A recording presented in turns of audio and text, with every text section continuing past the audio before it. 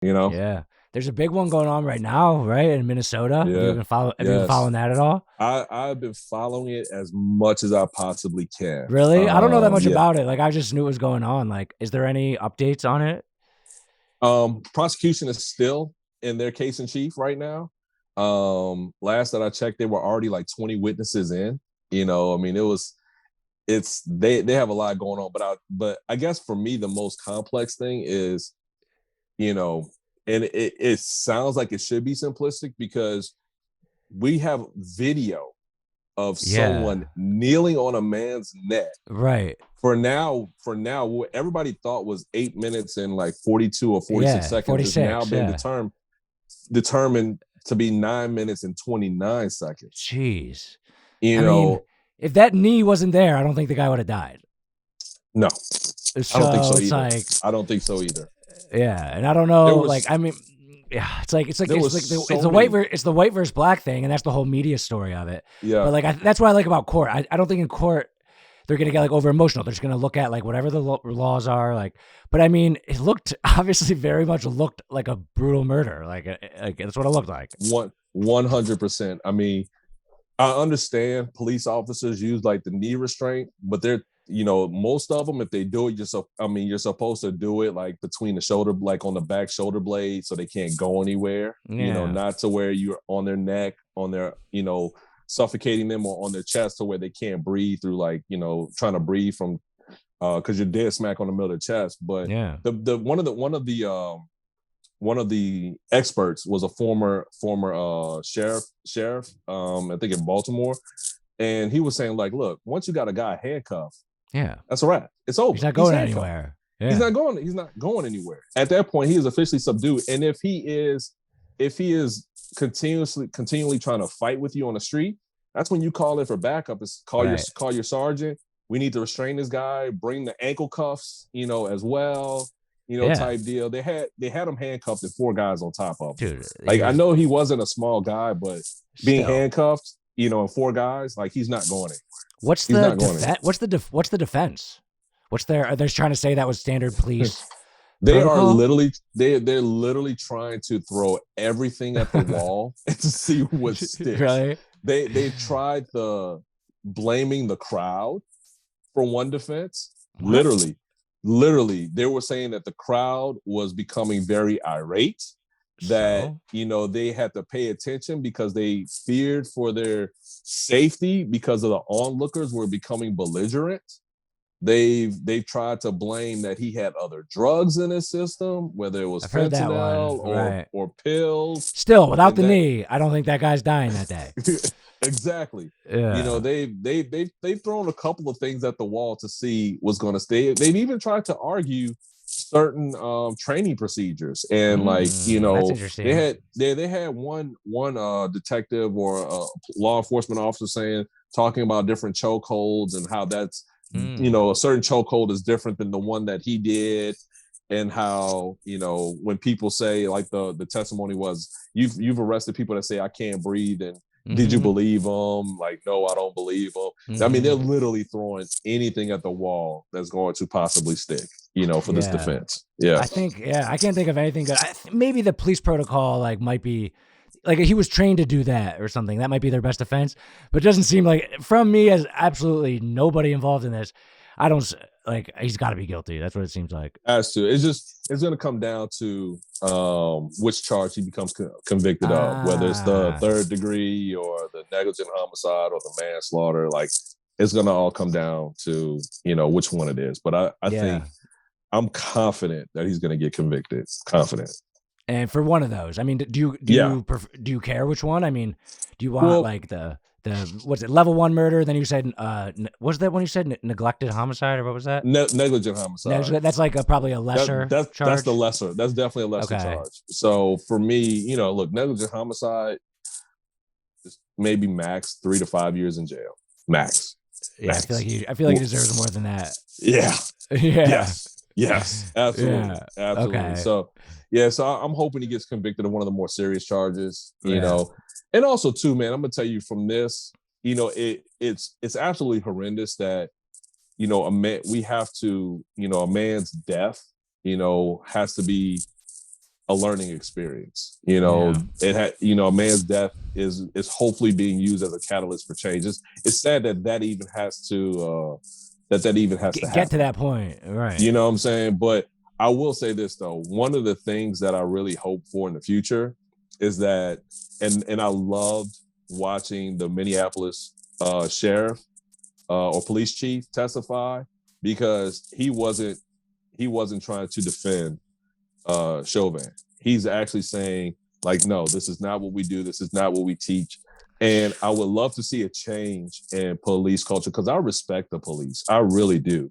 Yeah. But one of the things that drives me nuts about those guys is that they always cover for those, even for the ones that have done wrong. Kind of like a brotherhood kind of thing. Yes. Like, and look, yeah.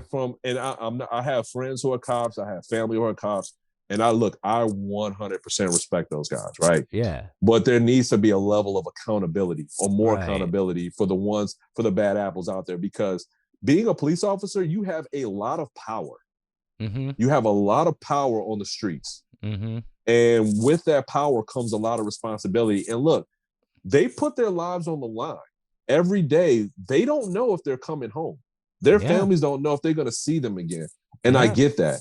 But again, no one also forced you to take that job either. You chose that profession for whatever reason that is. And that has a lot of responsibility that comes with that. And I want to see those guys hold each other accountable. Right. As an attorney, if I see another attorney doing something wrong, I actually have an ethical duty to do something about it. Because if I don't do something about that's it, the culture. I get in trouble. I get in trouble. I there also get in trouble. I also get in trouble. If I know about it and I do nothing, it's kind of like it's kind of like I used to be an educator before I became a lawyer. The same thing. You have a mandatory reporting. If you know something is going on with a kid, you know, a student that is going to affect them, that is dangerous, or something bad happened, you have a duty to report. Yeah. That's the rules. That's the rules, and that's also probably became the culture. So, like with the police, they have to change the culture of that. That exactly. You don't protect. You might have went through training together, and you might be partners. But if the culture is brotherhood, we have to change the culture to be like it is in those other instances in education, where they have to be accountable. I wonder if you said the police chief mentioned that those aren't our practices. I wonder if that'll be brought up in court. Oh no, he already testified. That was huge. He testified. Yeah, he already testified. Dude, this guy's going down. Huge. That's huge. That was huge. That's his testimony coming from the police chief saying no, that's not how we train our officers. That's not the behavior. That's that huge, dude. He's going down. That's huge. Yeah. Didn't those guys, George Floyd and Chauvin, know each other or something like that? So there were reports earlier, from what I remember, that they worked at a bar, doing security, where Floyd might have been the doorman, and that Chauvin was possible a detail, for that particular bar. So they've had, let's just say, they might not have been friends, but they've at least crossed paths. That seems relevant in some way. I don't know. It just seems like it's relevant. Maybe it's not, but yeah. But yeah, man, it's interesting. I feel like just a lot of cops are, maybe there should be a better vetting process.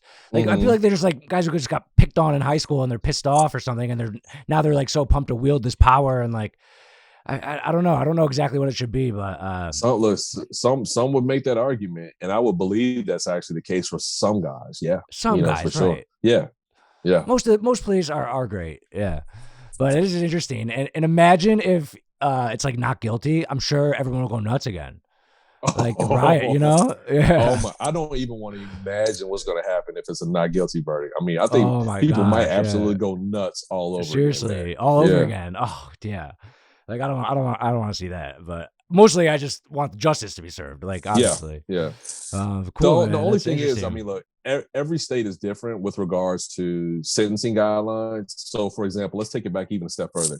I don't know if you remember the case in Dallas, Texas, with John Botham and I think Amber Geiger, the police officer that went in the guy's apartment, and she shot and killed him. I want to say she got 5 years for that, right?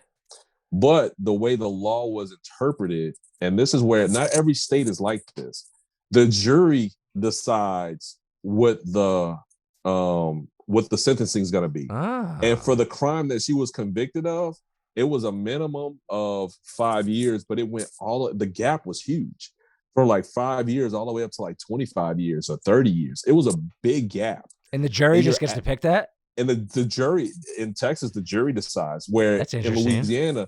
In Louisiana, the jury decides guilt or not guilty, right? But when they do the sentencing hearing, the judge looks at, like, they have sentencing guidelines, a report's got to get done if they're a multiple offender, first time offender, impact testimony and statements, impact witnesses. A lot of things come into that, and then the judge decides, what the sentencing is going to be.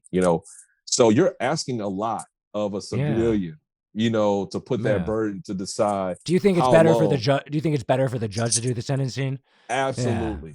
Yeah. Absolutely, because a judge has one, the legal knowledge, and also two, the ability to remain impartial. Right. Because, or the better ability to remain impartial. Let me say that.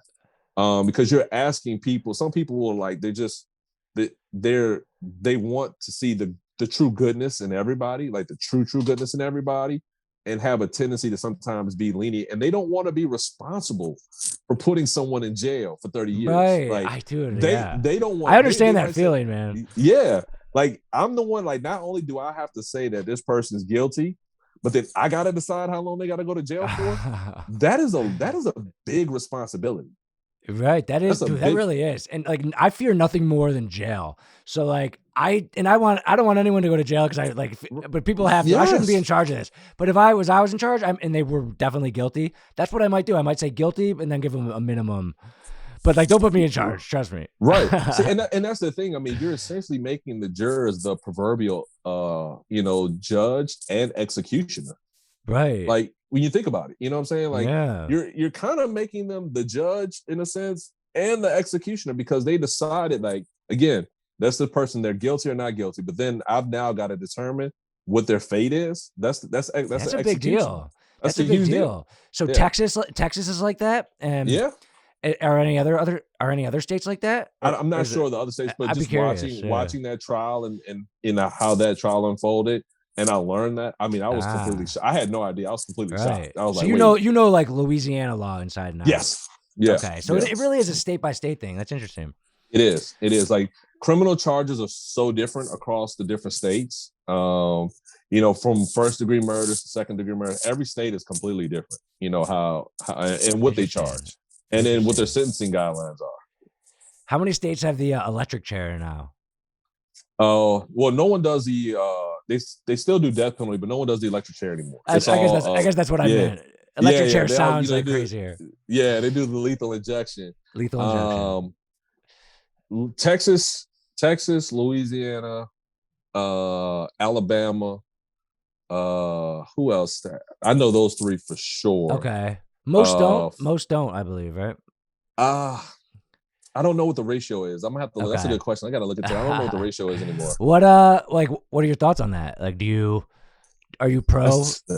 That's tough, man. Because look, that's tough. Because I actually, I sat on a jury. I was in a jury panel one time. I mean, ironically, me being a lawyer, I was on a panel to potentially be a juror in a criminal case, and it was a murder. Guy got stabbed in the head at a nightclub. Yeah, it was a crazy situation. And there was the talks of being a capital crime, death penalty case.